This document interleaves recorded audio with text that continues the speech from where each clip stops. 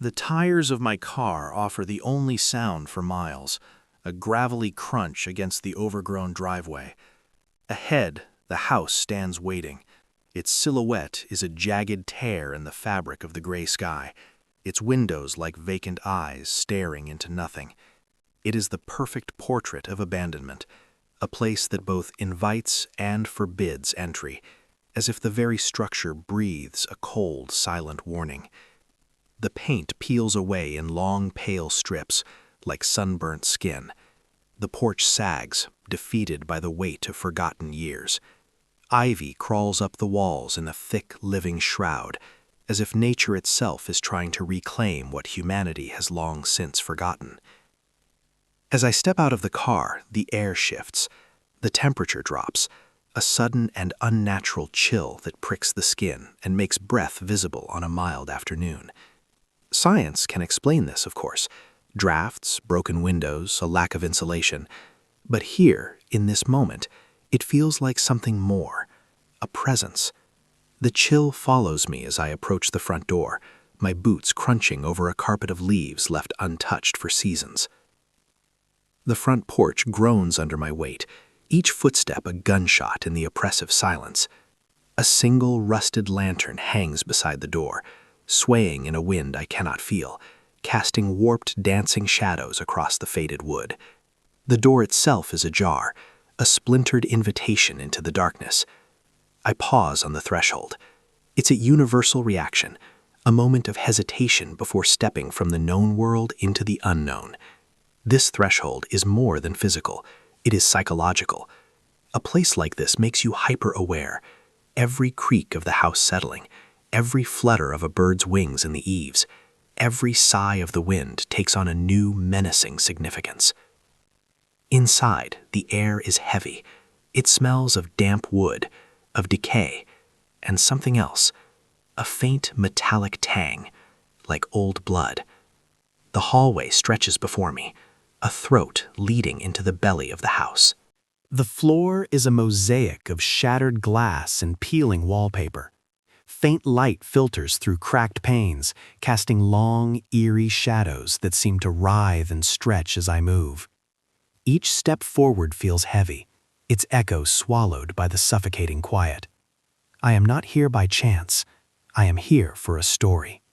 A legend whispered among collectors of wartime artifacts, the Bloody Diary. The legend begins deep within the icy grip of the Siberian wilderness during the brutal winter of 1942. In a landscape of endless snow and screaming wind, a unit of Red Army soldiers, led by Sergeant Mikhail Antonov, stumbled upon a collapsed German outpost near the frozen banks of the Volga River. They were scouting for survivors after a vicious skirmish. As Antonov swept his light through the battered structure, its beam caught the edge of a leather-bound notebook half buried beneath splintered timber. The pages were stiff with frost, some stuck together by what looked unmistakably like congealed blood. It was the personal log of a German officer, Oberleutnant Karl Weiss. His entries, written in a hurried, shaky hand, chronicled the final, harrowing days of his reconnaissance unit, trapped behind enemy lines. He wrote of starvation, of the relentless frostbite that blackened his men's fingers, and of a creeping madness that took root as hope faded. He described how the ink would freeze in his pen, how the men's breath would crystallize in the air, how the distant thunder of artillery became a constant, terrifying heartbeat. The final entries grew frantic, smeared with blood from the author's own frostbitten hands. His last coherent plea was simple: let someone remember us, let someone know what happened here. For years, the diary was a classified secret, then a whispered myth. But a few pages were photographed, leaked, and found their way into the dark corners of the internet, which is how I found them.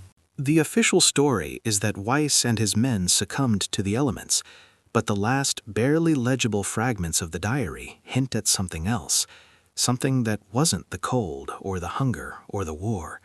That is why I am here.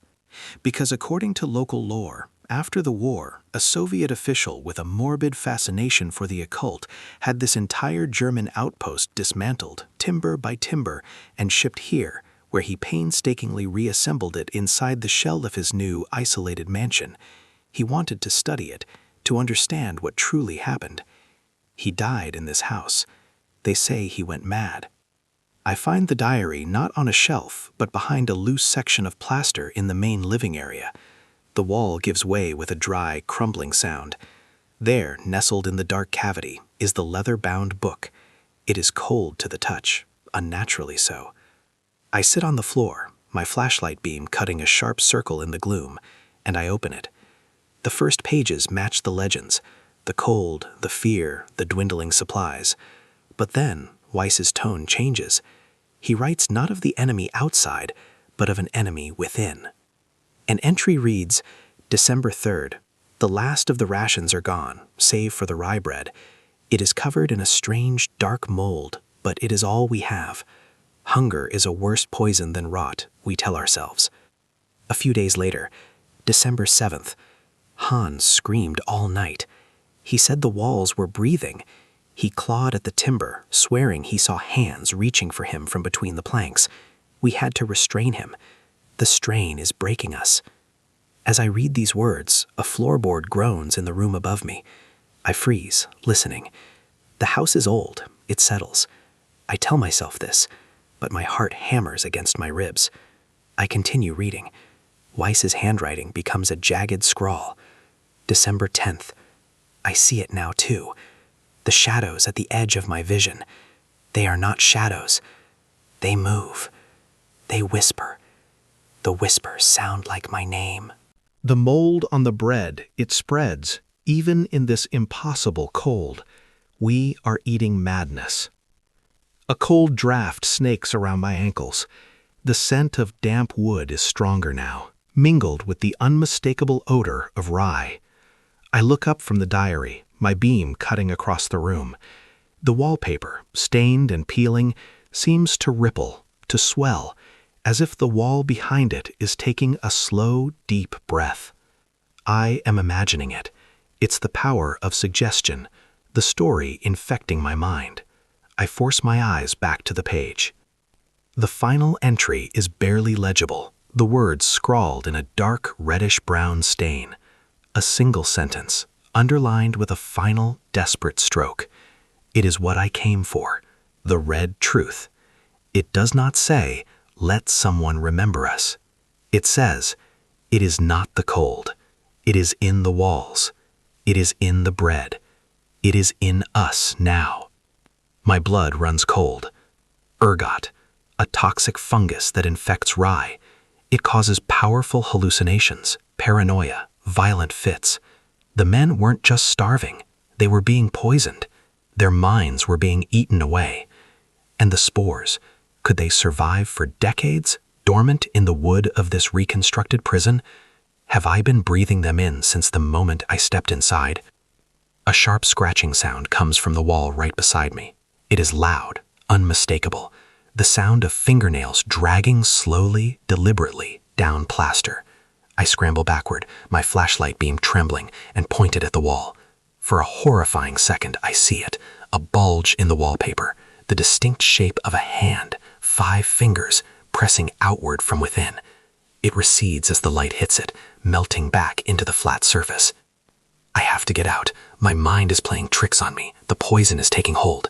I drop the diary and lurch to my feet, stumbling toward the hallway, toward the sliver of gray light that marks the open door. My breath comes in ragged, panicked gasps. As I pass a shard of a broken mirror hanging on the wall, I catch a glimpse of my own reflection. But the face staring back is not mine. It is gaunt, the skin stretched tight over bone, the eyes wide with a terrifying, vacant madness.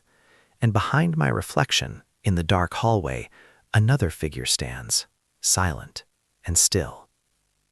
A sound rips through the silence behind me, not a creak, not a groan, but the wet, tearing sound of wood splintering and plaster crumbling. I don't dare turn around. I can feel a cold presence at my back, the suffocating certainty that I am no longer alone. The whisper comes from right beside my ear, a dry, guttural breath that smells of earth and decay, and it speaks my name.